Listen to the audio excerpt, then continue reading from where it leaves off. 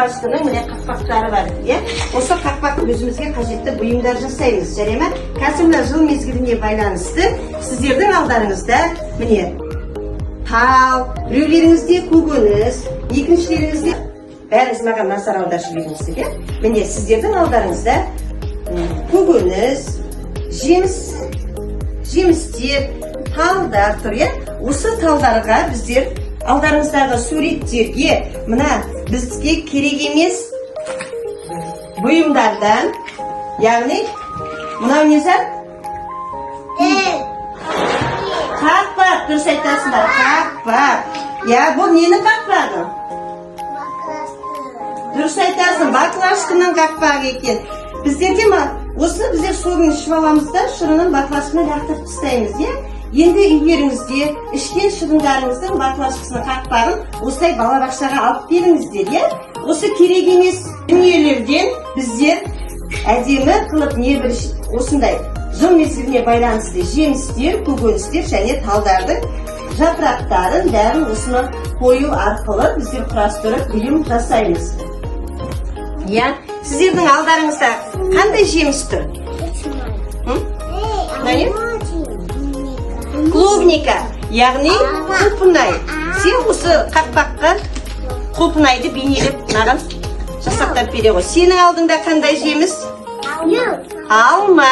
Ендеше сен алманы құрастырып бере ғой осы қақпақтан, Кәне.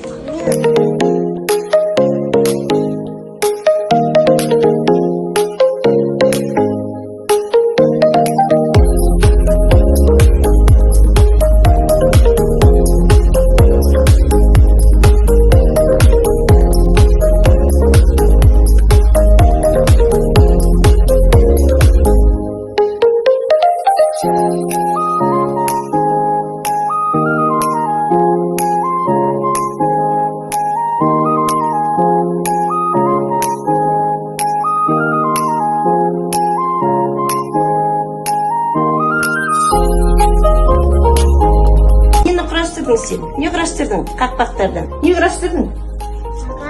Ағаш құрастырдың. Ағаштардың жапырағы қандай болады екен? Қандай? Түсі қандай жапырақтың? Қандай? Қызыл дұрыс. Және қандай түс?